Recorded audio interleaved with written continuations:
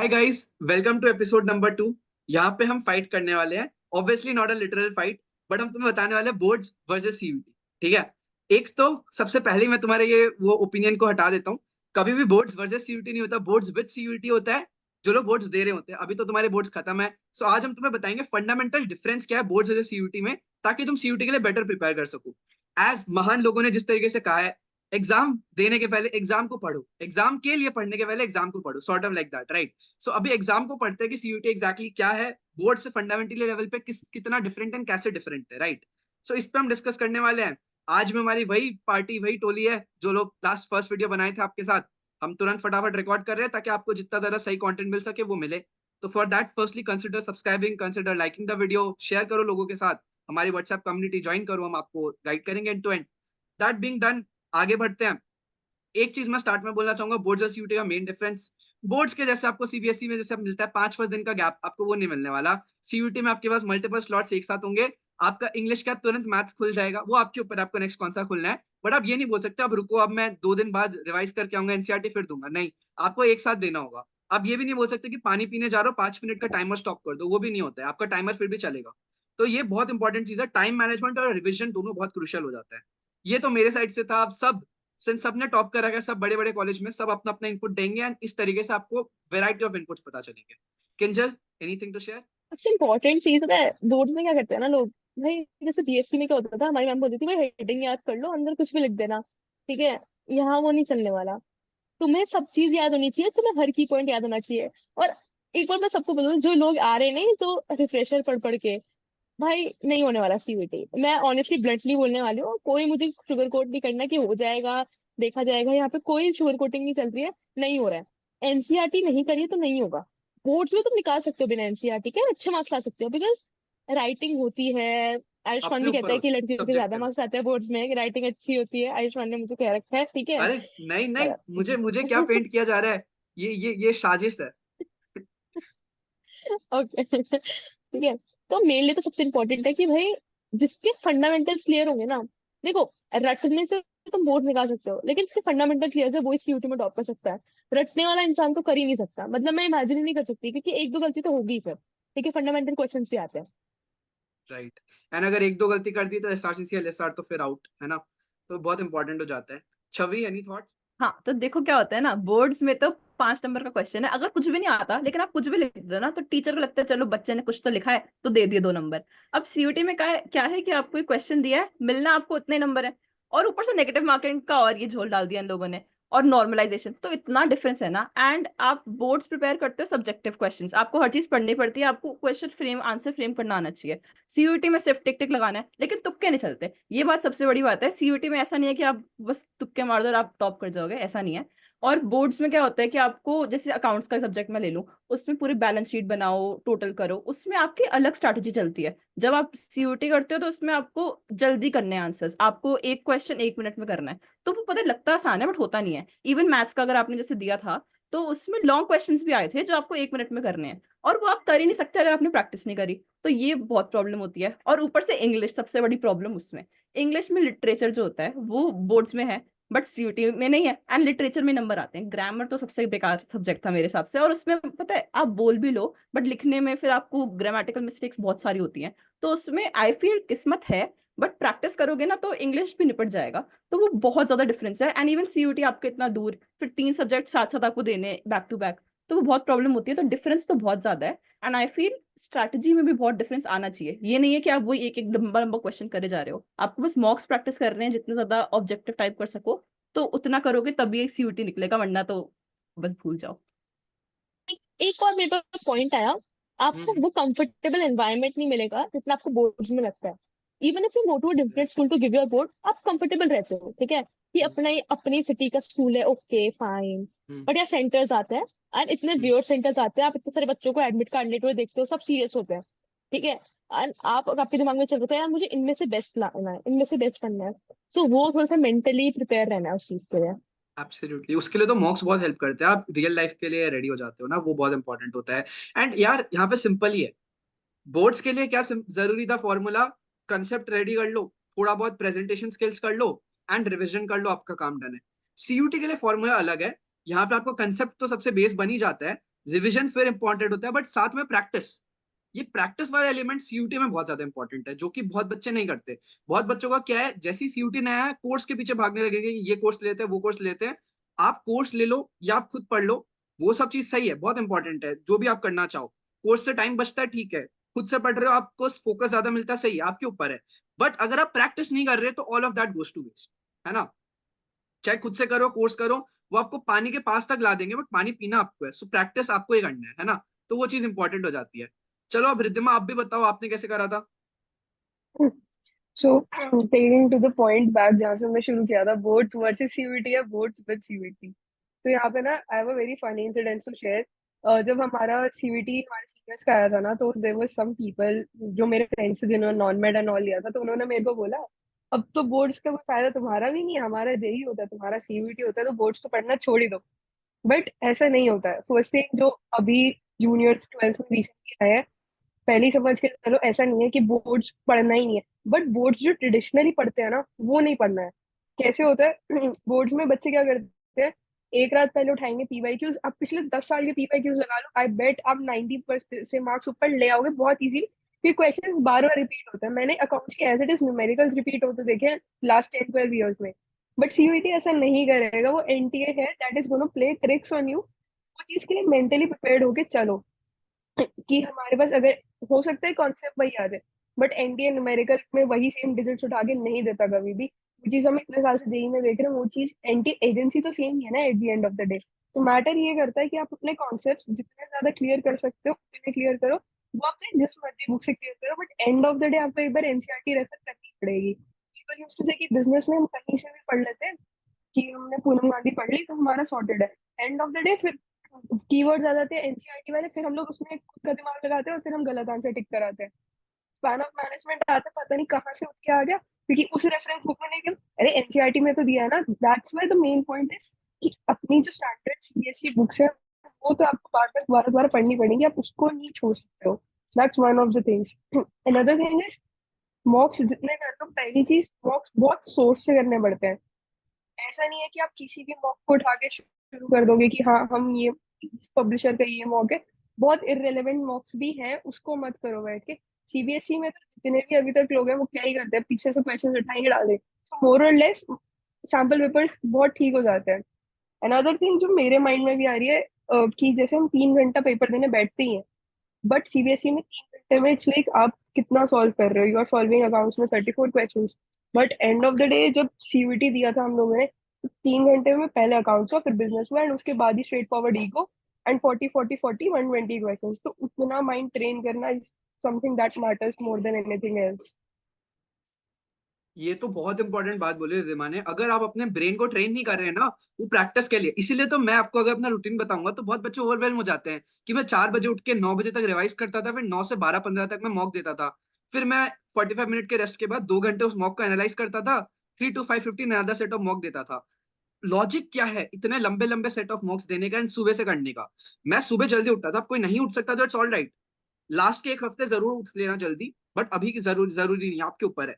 मैं जल्दी उठ जाता था बिकॉज मैं ऐसे अज्यूम करता था कि यार आज मेरा लास्ट डे है, आज ही मेरा सीयूटी एग्जाम है ना। तो Kinjal I think is raising her hand, वो करता है, डिस्कस करता है 100%। मैं बस एक चीज एक इंक्लूड चीज करना चाहूँ। हाँ बता किंजल। एक चीज मुझे बोलनी है, मुझे कोई रिलेटेड बात नहीं करनी इस टॉपिक से। ये अभी 4 बजे उठता है ना, अभी 4 बजे सोता भी नहीं है, बस ये अपडेट हाँ देना था मुझे। हाँ, ये ऑफ कोर्स है। अब तो मैं 6 बजे भी नहीं सोता, 2 स्टार्टअप रन कर रहा हूँ कॉलेज में गाइस, आप लोग सबको बताऊंगा, आओ तो सही। क्लॉक टावर के नीचे फोटो लेंगे, माइंड की मीटअप होगी, बहुत कुछ करना है, so yes. But nice detail Kinjal, very important, very relevant. But या मैं उस वक्त 4 बजे उठ जाता था। द रीजन वाज कि देखो, अगर तुम्हारा जिस दिन सीयूटी होगा उस दिन तो तुम घोड़े बेच के नहीं सोगे, उस दिन तो 4 5 बजे उठ जाओगे ना कि पढ़ना है भाई। उस दिन के हिसाब से अपने आप को ट्रेन कर लो।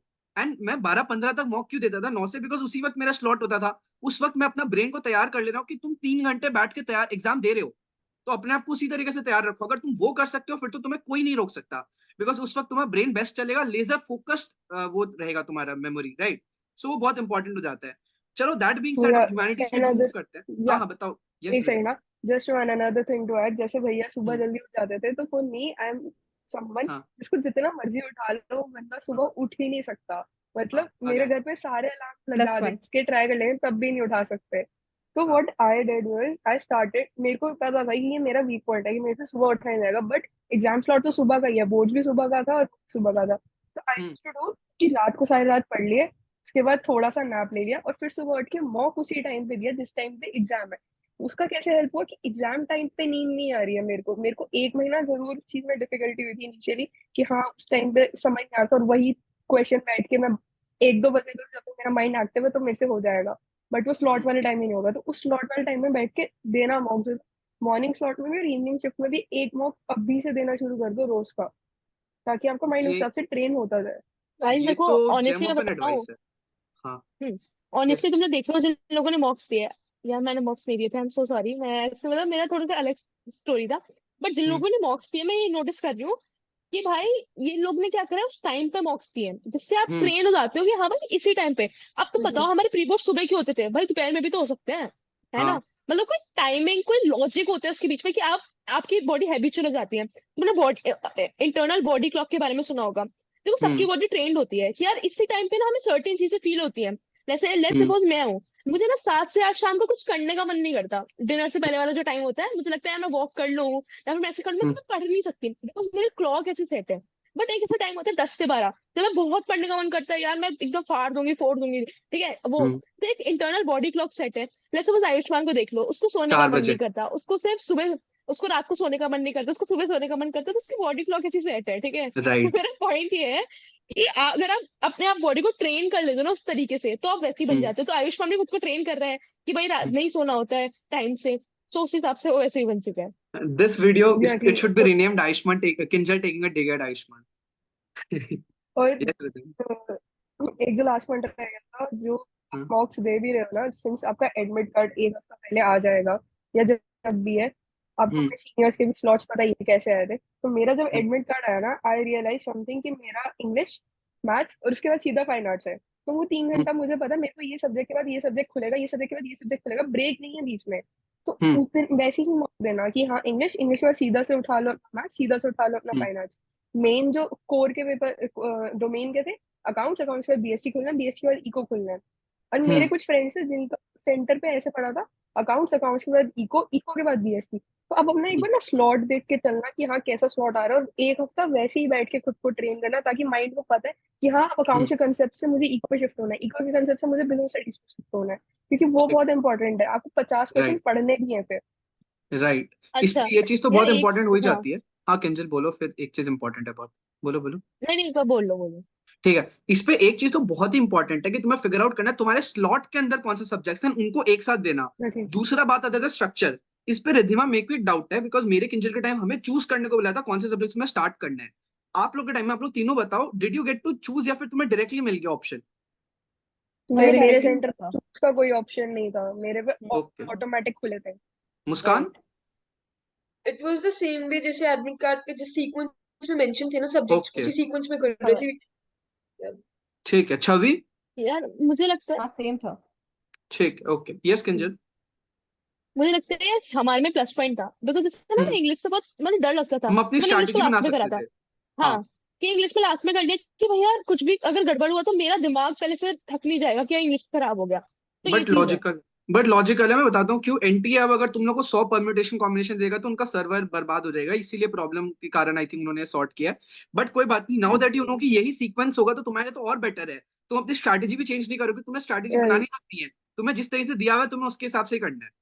तो सही है, अब अच्छे से मेहनत करो इस चीज पे। बाकी आई चलो want to Muskan. Add one point इसके अंदर। हाँ हाँ तो छवि देखो बताओ। जैसे आपको पता होता है कि मेरा सबसे पहले इंग्लिश था, तो अब हम्म इंग्लिश वाले में पहले आता है RC, that is reading comprehension, और उसके बाद आते हैं छोटे वाले क्वेश्चंस। अब आप हम्म अगर नोटिस करोगे, जब जैसे पेपर स्टार्ट होता है ना, तो बहुत शोर मच रहा होता है, टीचर्स बातें कर रही होती हैं, आपको साइन करना होता है। तो वो चीजें भी दिमाग में रखनी होती है कि आप उसमें आरसी नहीं पढ़ सकते, आपको पूरा हाँ कॉम्प्रिहेंड करना है और आपको रीड करना है, समझना है क्या उसमें हम्म लिखा है आरसी में। तो उस समय हम्म व्हाट आई डिड, मैं समझ गई 1 मिनट में कि मुझे समझ नहीं आ रहा ये सब, मैं नहीं कर पाऊंगी आरसी, एंड वो 2 क्वेश्चन स्किप करके आगे चले गए। तो वो उस समय हाँ बहुत इंपॉर्टेंट होता है कि आप उन ये सब बातें दिमाग में रखो। ये नहीं है कि नहीं मैं तो आरसी में ही लगूंगी, मैं स्किप नहीं करने वाली, मैं तो ये करूंगी। तो उसमें ढीठ नहीं बनना, हाँ। थोड़ा स्किप कर दो और आगे बढ़ जाओ। तो वो इस बहुत पे ना। इंपॉर्टेंट चीज ऑल्सो, है जो दिमाग हाँ में हाँ रखना चाहिए। बता या देते एक चीज और, ये भी चीज देख लेना कि आरसी तुम्हारा स्ट्रेंथ कौन सा, because I know some people हैं। जिनको लिटरेचर पैसेज आएगा तो वो बहुत अच्छे से कराएंगे, हिस्ट्री पैसेज आएगा तो थोड़ा सा वीक बैठ जाएंगे। तो बिल्कुल। ये देख लेना कि हाँ, हाँ, अगर कौन आपको सा लगता है पैसेज? कि आपका स्ट्रेंथ पैसेज है, उसको पहले करना है, उसको पहले छोटे क्वेश्चंस कर लो, फिर उसके बाद वो पैसेज कर लो।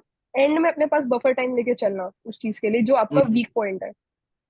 अल्टीमेटली मैं बात देखो सिंपल है। उससे पहले ना यस किंजल बोलो। नहीं नहीं बोलो बोलो। अल्टीमेट बात इंपॉर्टेंट यही है कि अपना दिमाग को फ्रिज पे नहीं छोड़ के आना है, तुम्हें दिमाग को यूटिलाइज करना है। छवि के केस में यार उसका बायोमेट्रिक वाला इतना इंपॉर्टेंट सीन हो गया था और उसके बाद भी उसने मैनेज करके फिगर आउट किया कि यार आरसी अभी नहीं करते, बाद में करते हैं। तो यही तुम्हें करना है, राइट? बाकी किंजल आप बताओ। क्या मैं बोल रही थी, ह्यूमैनिटीज में हमारे गेस्ट आए हुए हैं, उनको भी प्लीज बोलने का मौका दिया हाँ जाए। हाँ हाँ वही, मुस्कान। मुस्कान तो सो गई है। Nice. Hi hi hi. I hope viewers Muskaan जैसे सो आई नहीं गेस होंगे। Just kidding. आप सबने pretty much सब कुछ समराइज कर ही दिया। The only thing that I have to add additionally is that humanities में both में there's this thing that अगर आपको कोई 3 to 5 mark का question मिला, you're writing 2 to 3 pages for it because the answer has to be very elaborative. You're making flowcharts, you're making a pointer, उसको underline कर रहे हो. But when it comes to CUET, you need to be very precise. You need to remember एक छोटी छोटी minute detail that's written in NCERT. I still remember there was this छोटा सा dialogue that was written मेरी political science की book की side में. And it was a comic dialogue जिसको कोई read नहीं करता है. And just a day before my exam, मेरी नजर पड़ गई and I got that question in my paper.